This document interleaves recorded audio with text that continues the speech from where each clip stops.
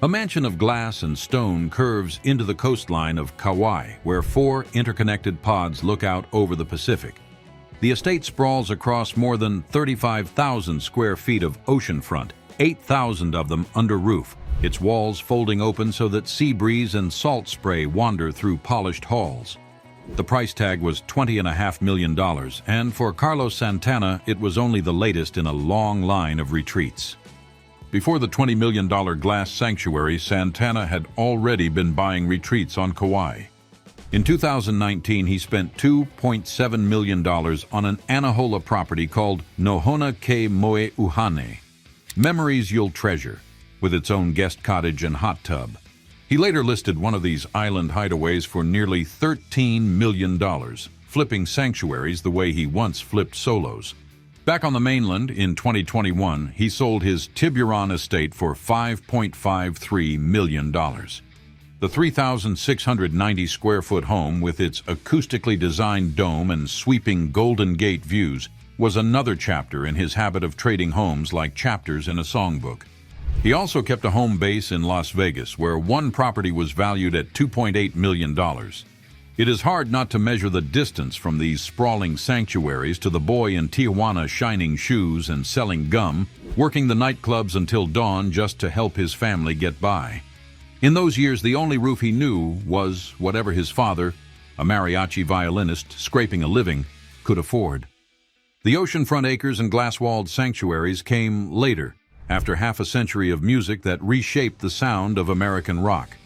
Yet the houses, however opulent, tell only one part of the story. The true sanctuary was always the instrument. The guitar that carried him to the world stage was not bought at auction or custom-built in gold leaf. It was a cherry-red 1961 Gibson SG Special, a working man's axe he slung across his chest at Woodstock in 1969. On that day, the crowd swelled to 500,000, the summer heat rising in waves off the field.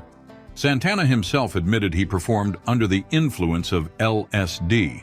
He later said he looked down and saw the guitar's neck writhing like a serpent. Somehow the sound that came out was transcendent.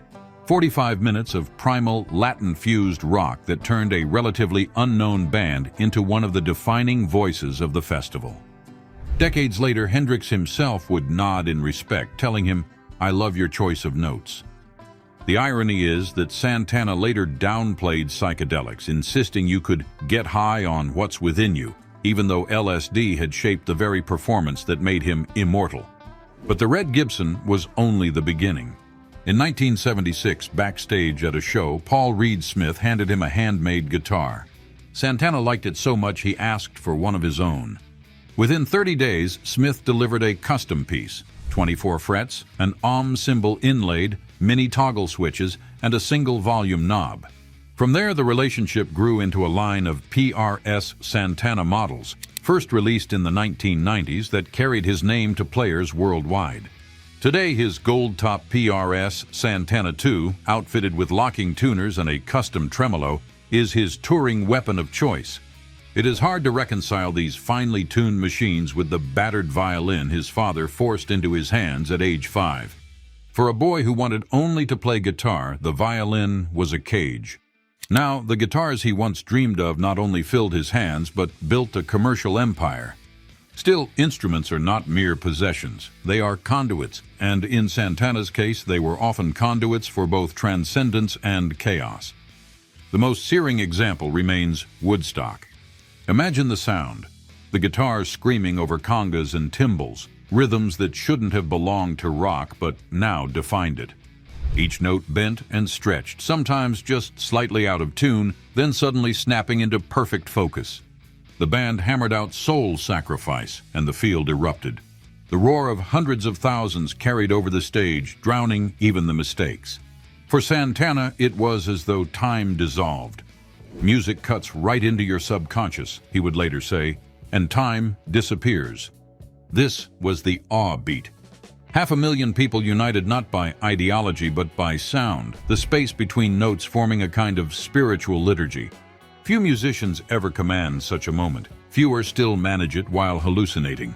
But what is ecstasy on stage can become torment off it. In the early 1970s, flush with success, Santana pushed his label Columbia to release Caravanserai, a jazz-inflected album that veered away from the radio-friendly hits. Clive Davis called it career suicide. Santana insisted. The record was released, and while critics admired it, sales slumped. It was the first reminder that even for stars, perception is fickle. Public perception shifted again in 1998 when the band Santana was inducted into the Rock and Roll Hall of Fame. By 2015, Rolling Stone ranked him the 20th greatest guitarist of all time. For a man once told in high school that he was unworthy, these recognitions must have cut both ways. Balm on the old wound, but also a reminder of how deep it had run. The public saw the accolades, but behind the curtain, the personal story was far messier. In a 2000 Rolling Stone interview, Santana said he would probably be a hobo without his wife, Deborah, crediting her as his spiritual and financial anchor. 7 years later, she filed for divorce after 34 years of marriage, citing irreconcilable differences. For a man who once believed his wife held him steady, it was a shattering rupture. The irony is sharp. At the very moment the world embraced him as a legend, his private life was splintering. And the money? The money flowed and retreated like tides against the rocks of Kauai. He sold one of his Hawaiian estates for $11.9 million. He flipped another Tiburon property after years of ownership. He kept a presence in Las Vegas, where one of his homes was valued at $2.8 million. Each deal added to an empire that was as much bricks and mortar as strings and wood. Then there were the guitars. His PRS endorsement turned into one of the most commercially successful signature lines in the industry, putting his name in the hands of players who might never afford a Hawaii estate but could at least buy into the sound. At the same time, he poured money into the Milagro Foundation, dedicated to education, healthcare, and the arts in Latin America. For a man raised in poverty, philanthropy was both an act of gratitude and a way to redirect the abundance he spoke of so often. The contrasts are hard to miss. As a teenager in Tijuana, Santana worked clubs until 6 in the morning, scraping together change. Now he traded properties worth tens of millions. Yet for all the abundance, the cost was steep. These are the wounds audiences never see. On stage, the sound is soaring, transcendent. Offstage, the silence can be unbearable. And yet, through that silence, he found ways to survive. By 2010, he was remarried. Cindy Blackman, a powerhouse drummer best known for her work with Lenny Kravitz, became his partner after an on-stage proposal in Tinley Park, Illinois. They wed in December of that year. For Santana, it was both a romantic renewal and a professional one, two musicians joining lives and rhythms. Yet shadows remain from his past, shadows that no wedding ring could erase. He often told interviewers that forgiveness was the only way forward. The man who had abused him as a child, he said, no longer held power once he forgave. But forgiveness is not erasure. Behind the mansion walls and stadium lights, there were scars that refused to quiet down. In interviews after his divorce, Santana spoke of struggling with suicidal thoughts multiple times, describing a darkness that nearly consumed him. For someone who had once filled Woodstock with a roar, silence could be dangerous. Still, when he stepped onto a stage, the silence broke. The awe of his later years was not a single festival, but a career revival that came out of nowhere. In 1999, the album Supernatural exploded, reported to have sold over 30 million copies worldwide and winning 9 Grammys in a single night. The single Smooth with Rob Thomas dominated the charts. Santana, at 52, became not just a respected veteran, but the most successful artist of that year. It was as though the world had forgotten him for 2 decades and then decided all at once to remember. The victory was enormous, but the wounds came with it. He had already endured Columbia Records calling his experiments career suicide and years of wandering without a label willing to risk on him. Now, with Supernatural, the pendulum swung violently back. Success this bright always leaves shadows. Critics were divided. Some saw a rebirth, others accused him of chasing trends. Both opinions stuck, and Santana, who once had been told in high school that he was unworthy, found himself both praised as a prophet and accused of selling out. But wealth has its own gravity. The album's success, combined with his real estate dealings, made him one of the most commercially successful guitarists of his era. Selling his Tiburon estate for millions, trading Hawaiian retreats for even more, and holding down Las Vegas mansions meant he could live anywhere, in any style. And yet he chose sanctuaries that always leaned toward open sky, ocean air, and meditation spots. One home north of San Francisco even featured a fireplace where he would sit to meditate. The boy who once scraped by in Tijuana's nightclubs now built sanctuaries to quiet his mind. His public statements often revealed the philosophy beneath these choices. He spoke of the universe conspiring to bring abundance while you sleep. He insisted you can get high on what's within you, rejecting the need for drugs even as LSD had shaped his most famous performance. Cannabis, he said in an interview, had been part of his path since childhood. To some, these comments made him seem eccentric. To others, they marked him as a mystic in a world obsessed with material wealth. The oscillation between wealth and wound, applause and rejection continued to define him. By 2015, Rolling Stone had placed him 20th among the greatest guitarists, cementing his legacy in the canon of rock. A far cry from the label executives who once branded his music career suicide.